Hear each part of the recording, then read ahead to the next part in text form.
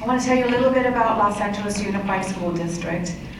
And at the same time, you mentioned, Richard, that LAUSD school mental health has been around since 1933.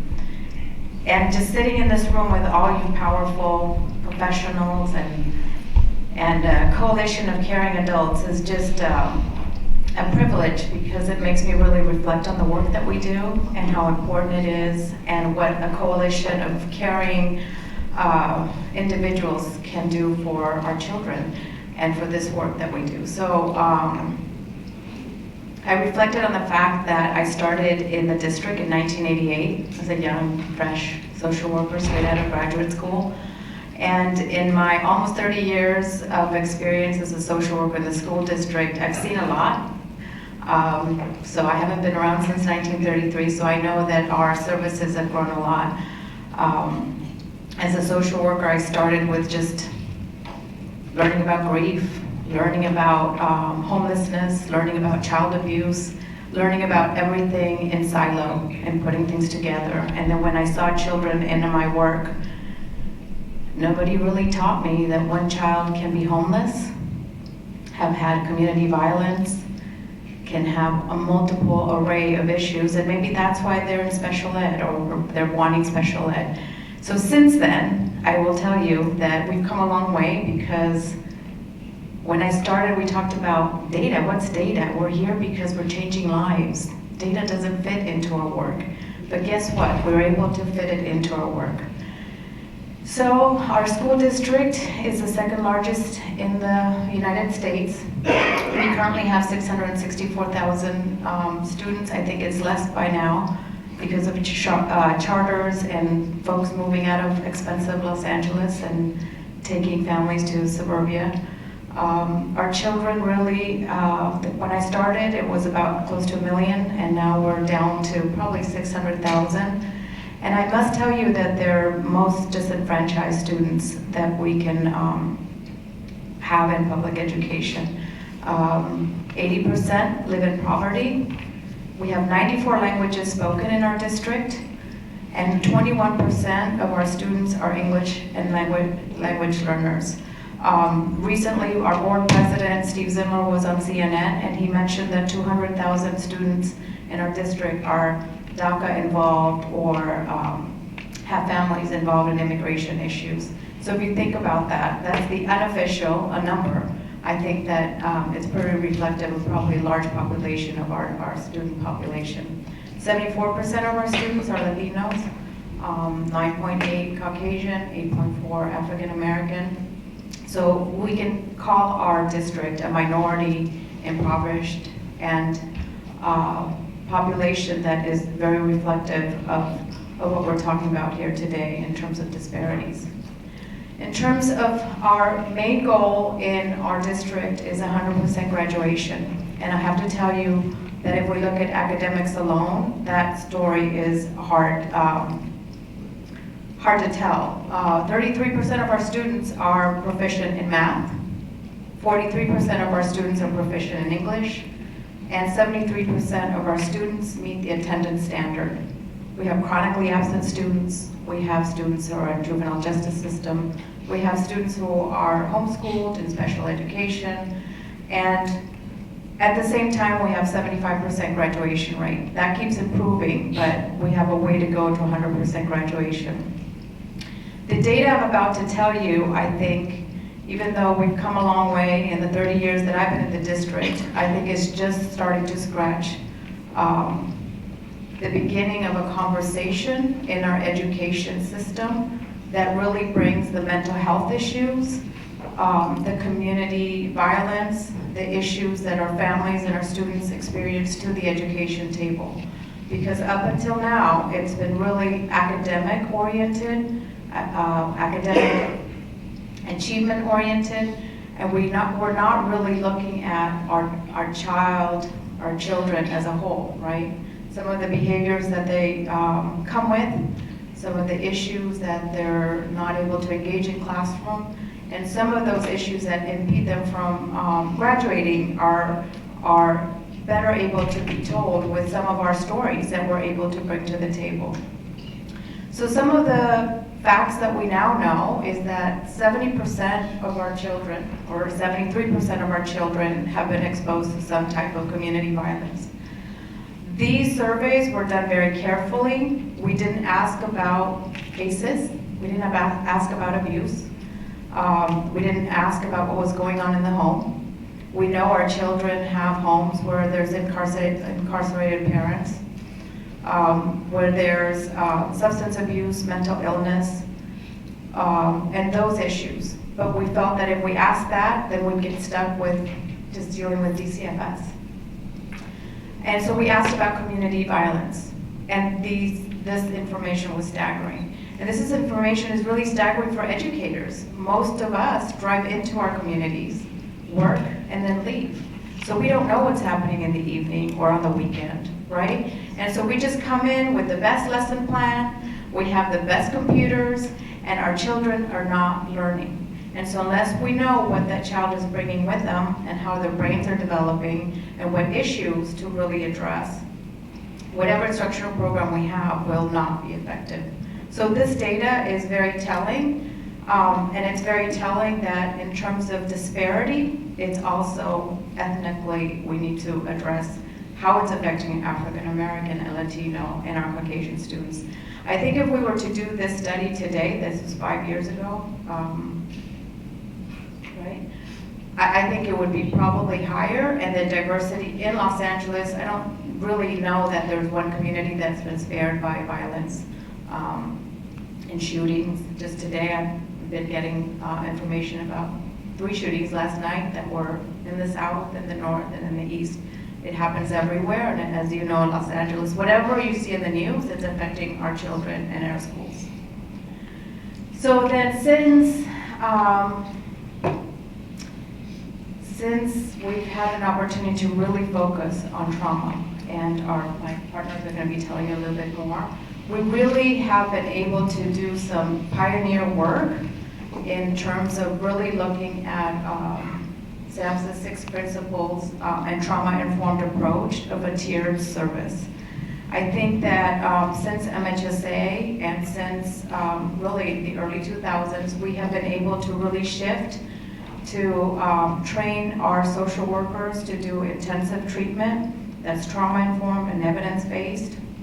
And we were also able to develop selective tiers of intervention in terms of CBITs. But today, I really want to tell you that we have this groundbreaking opportunity to do some universal screening that we have not been able to do in the past. And the telling information about that is that we're able to, with trained staff, to go into a whole 6th grade or a whole 9th grade. We've done some pilots and really have had an opportunity to look at just the general population of what our children look like, and you'll be able to see that today. With that, we do have one school that we're looking at specifically, and that's Bell High School. We've done 2 high schools. We did Washington Prep High School as well, and Bell High School. We've done others actually, but just to tell you that each one of our high schools is a culture in itself. Just because we have Washington Prep High School, we're not really able to replicate what we do there with Bell High School. Each community is very, very unique. I had the opportunity to meet with Bell High School principal and their support team, and one of the first things they told us is that they're blue collar. Most of the families are generational family. A lot of the people in the room had graduated from Bell High School.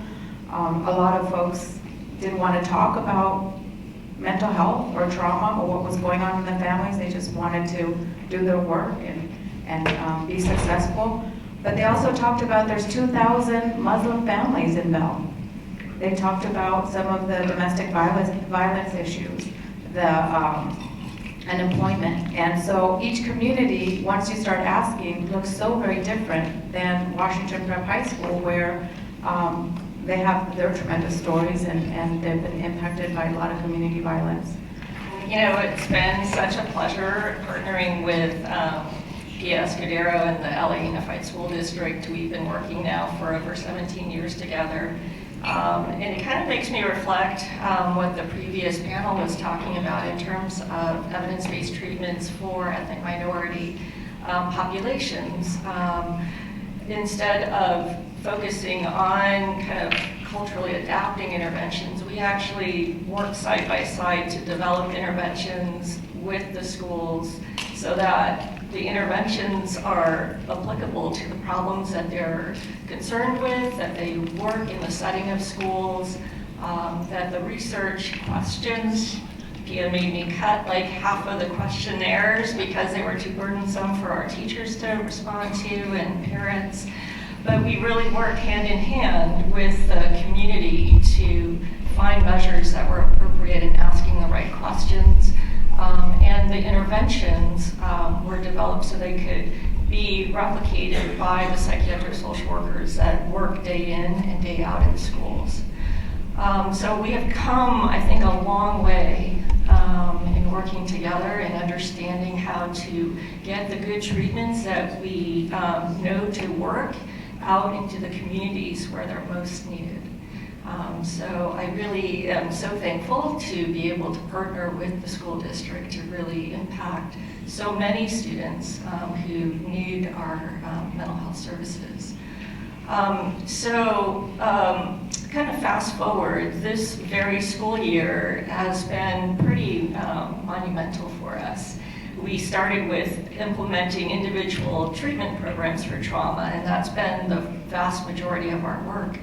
But this year, we partnered with Trish Lester and her center to really bring a whole public health approach to our work, understanding that, so many of our schools and communities are impacted by trauma and other social determinants of health, as was mentioned earlier today. And now we have the opportunity, because schools are being held accountable for what they call non-cognitive skills. So not just grades, not just attendance, but also the social-emotional learning component that's so key for students to succeed. So like Bell High School, there's been about 40 schools this school year that have implemented some component of the trauma-informed framework that Pia was talking about. And it touched 1,900 students across the 40 schools. And this is really a diffusion survey in that kind of what naturally diffused through the school district is what you're seeing here. So if you look at the ethnic breakdown, actually, African Americans are overrepresented that is in the district. And by and large, about half of the sample is from high schools, because they're the ones that opted to do the classroom resilience program.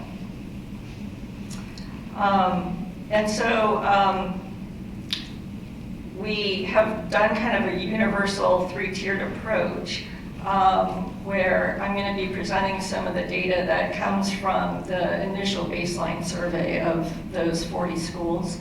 And then Dr. Lester will be talking about the resilience program that was the universal component that then led to the other treatment pieces in the school. So when we asked students about where do they go for help, mainly for health services, we were most wanting to understand, were they accessing services in school? And so we asked about, things like the school nurse, the wellness center, like what you see pictured here, and about 35% of students were currently accessing some kind of service in the schools. Of those that weren't accessing services in the schools, about half of them were at least getting health services in the community, and then about 13% had no services in the past year. We also, the schools have been very concerned about school climate, and climate is related to how successful students are academically, whether there's bullying on campus, substance use, mental health problems. And so part of school climate is really understanding how well supported students perceive themselves to be on campus. And strikingly, you'll see in gray the high school students, orange is the middle school students, and blue the elementary school students, that by and large, anywhere from 20 to almost 40% of students are saying, no one listens when I have something to say. No one notices when I'm not there, and no one cares about me. In terms of feeling safe on campus, only about half of our middle school students feel safe on campus. And so I think this really drives home the point that we have a lot of work to do in terms of our school systems, our campuses, the culture and climate of the campus itself. In addition, we asked about risk for post-traumatic stress symptoms. And what we found was 48% of students across these 40 schools were found to be at moderate to high risk for post-traumatic stress symptoms, with 26% in the very highest risk category. And some of the key symptoms that we reported include half of the students reporting that they are avoidant of trauma reminders, having nightmares, feeling on guard and edgy, and also feeling either physically or emotionally numb. And finally, we looked at this highest risk category for post-traumatic stress symptoms related to school outcomes and service. And what we found was that 47% of those students that are at the highest risk for post-traumatic stress symptoms were also those that were getting the lowest grades, GPAs lower than 2.0. 40% of those in the highest risk category were also not attending school. They were below the benchmark. And 55% of those students in the highest risk category were not feeling safe at school. These were all statistically significant compared to those not in the high risk category. And then finally, and I think the point I'll leave you with, is that 39% of those students that are at that highest risk category for post-traumatic stress had not gotten any help for the mental health problems in the past year. So that translates to 308 students across these 40 schools who really need services, but at this point had not gotten them. Not to leave you on a bleak note, but Dr. Lester is now going to be talking about kind of our move forward and how to address these problems. I'm just going to briefly introduce the program that went along with this screening that was brought in as a fundamental component to a classroom approach to what we're calling universal prevention, but really is indicated prevention. As you can see, this is a population at whole risk, and really requiring an approach that is not only resilience enhancing, as there are many classroom curricula out there that do that, but also trauma informed and relevant and co-created with the folks on the ground, both the kids, the teachers, the schools, and the social workers who are delivering that intervention and participating in this transformation. I really met Pia about 3 years ago. We had done training in our Families Overcoming Under Stress model, which we've done with the military, and we've done it across DMH, and trained both in our group program, which is a school-based model, group model for youth, as well as a parent model and a family model. And the school social workers were so keen on it in their schools that they came back and asked for more and more training. So we've done several waves of training, and I think probably your whole team has been trained, but it's evolved as this community partnership has grown. And in that process, it became clear that it was really difficult to do a public health approach because there wasn't an infrastructure to collect and manage data that could drive decision making, help make the case to educators in the school about the relevance of what you've seen, what Sheryl just presented to academic outcomes, the outcomes that matter to the schools. So that's the background. Just to say, our resilience curriculum is CBT pushed upstream, so we focus on emotional regulation, communication skills, goal setting, problem solving, and also teach kids how to cope with trauma, loss, and separation reminders. And at the heart of it really is a narrative reflection that we do at a whole class level that helps in terms of self-reflection, but also enhancing empathy across peer relationships and teacher-student relationships. And Dr. Roya Ajadi Maksudi has described the co-collaborative process in a paper that's coming out really nicely in the whole partnership approach. So this is our recent, just kind of off the presses outcomes in terms of the response from the community. We did do a mixed method approach earlier and found on quantitative measures, kids had a greater knowledge about where to go for support, and then on a standardized measure of resilience, we saw that they had enhanced internal assets in terms of problem solving and regulation. But we haven't quite gotten there with our new data because these are so new, but we do find that the kids really do like this. They would recommend it to a friend.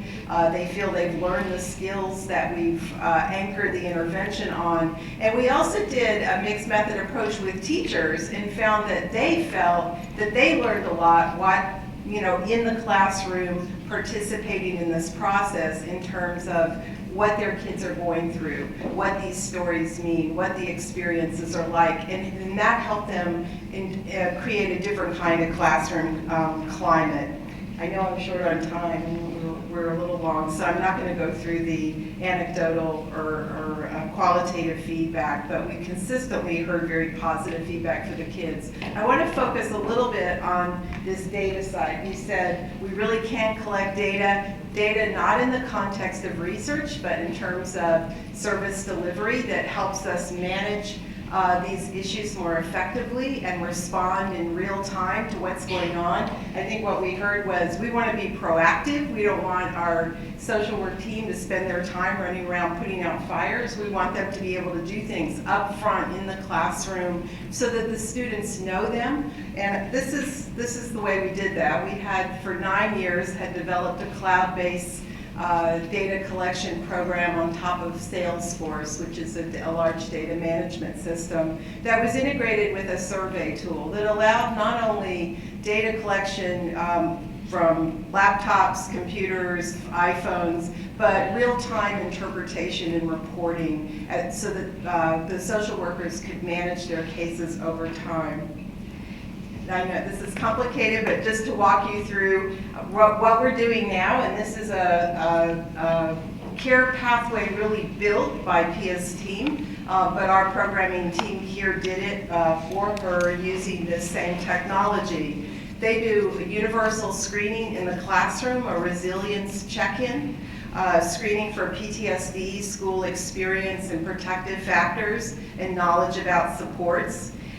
Then this is an engagement opportunity. It's linked to the classroom resilience curriculum. So the idea here is destigmatizing mental health. The social worker is seen as not somebody you have to go to, but someone who's there, you know them, and they care about these concerns, responding to what we saw. There's an adult who actually is interested in you, and that information is linked to school academic and attendance data and used to inform principals and school leadership about how they can best allocate their services.